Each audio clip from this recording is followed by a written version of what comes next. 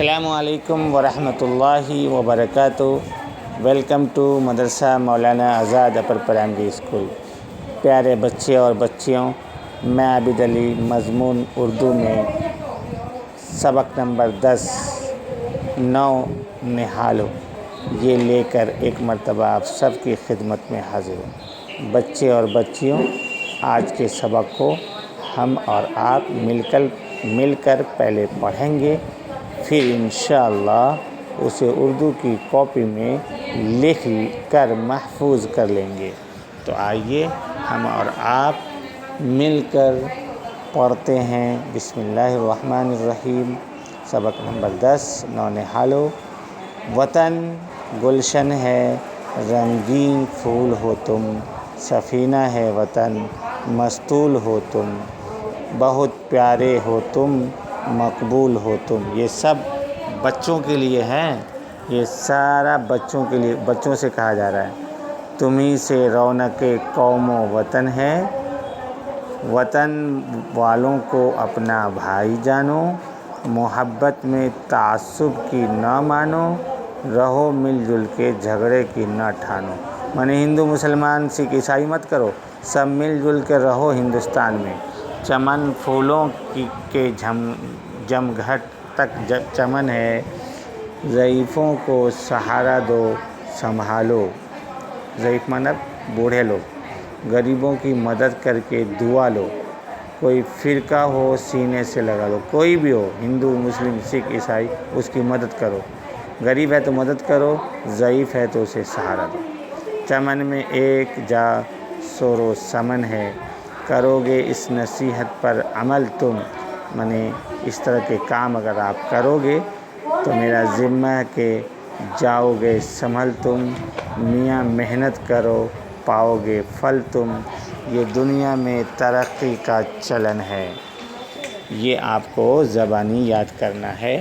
زبانی یاد کرنے کے بعد آپ سب کو اسے اپنی اردو کی کاپی میں لکھنا ہے۔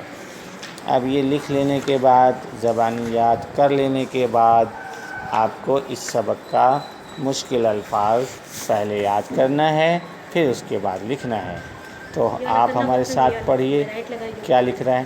گلشن یعنی باغ، سفینہ کشتی، مقبول پسندیدہ، مستول جہاز یا کشتی کا لکڑی سے تیار کیا ہوا کھمبا جس سے کپڑا باندھ کر بادبان بنایا جاتا ہے۔ رونق چہل پہل، تعصب تنگ نظری ناانصافی، سرو ایک لمبا خوبصورت درخت، سمن چمیلی، ضعیف کمزور بوڑھا، فرقہ قومی نسلی یا مذہبی گروہ۔ یہ تو تھا اس سبق کا مشکل الفاظ اور اس کا مطلب۔ اب ہم نظر ڈالتے ہیں اس سبق کے سوال و جواب پر۔ تو دیکھیے سوال کیا لکھا ہے۔ شاعر نے رونق قوم و وطن کسے کہا گیا؟ جواب 9 نہالو یعنی بچوں کو۔ چمن پھولوں سے جمگھٹ تک چمن ہے سے کیا مراد ہے؟ یعنی جہاں تک دیکھو چمن ہے، پھول ہی پھول آپ کو نظر آئے گا۔ چھوٹے چھوٹے بچے اس ہندوستان کے چمن کے پھول ہیں۔ شاعر نے کس نصیحت پر عمل کرنے کی تاکید کی ہے؟ یعنی پورے بھارت میں سب مل جل کر رہنے کی اور سب بچوں کو خوب پڑھنے کی تاکید کی ہے۔ دنیا میں ترقی کس طرح کی جا سکتی ہے؟ اس کا جواب سامنے لکھا ہے، مل جل کر رہنے سے اور پڑھنے لکھنے سے۔ آگے اس سوال میں ہے، ایسے الفاظ چن کر لکھیے جس میں واو اور نون گننا ہو۔ تو میں نے لکھ دیا، دیکھیے چن کر۔ آپ کو بھی کتابوں میں اپنے اس سبق میں سے ان الفاظ کو چن کر یاد کر لینا ہے تاکہ امتحان میں آپ کر سکتے ہو، ایسا لکھ سکتے ہو۔ تو کیا لکھا میں نے؟ پھولوں والوں، ضعیفوں، غریبوں۔ اب آگے دیکھیے کیا ہے، مصرعے کو مکمل کیجئے، یعنی اس میں یہ جو لکھا ہوا ہے یہ لکھیے اور پھر لکھ کر مکمل کیجیے۔ وطن والوں کو اپنا بھائی جانو، محبت میں تعصب کی نہ مانو، رہو مل جل کے جھگڑے کی نہ ٹھانو، چمن پھولوں کی جھمگٹ تک چمن ہے، ضعیفوں کو سہارا دو، سنبھالو، غریبوں کی مدد کر کے دعا لو، کوئی فرقہ ہو سینے سے لگا لو، چمن میں ایک جا شور و سمن ہے۔ یہ خالی جگہ میں کچھ الفاظ بھرے ہوئے ہیں، یہ آپ کو بھر لینا ہے، اس کے بعد آپ کو اسے یاد کرنا ہے۔ یاد کرنا بہت ضروری ہے۔ آگے دیکھیے کیا لکھا ہے۔ پہلے کچھ ورڈ غلط لکھے ہوئے ہیں، اس کو صحیح کر کے لکھنا ہے، تو ہم نے لکھ دیا ہے۔ سب سے پہلے ہے وطن، پھر ہے ضعیفوں، پھر ہے پسینہ، پھر ہے گلشن، فرقہ، نصیحت۔ یہ غلط لکھا ہوا ہے، اس کو میں نے صحیح کر کے لکھا ہے۔ اب آگے دیکھیے کیا لکھا ہوا ہے۔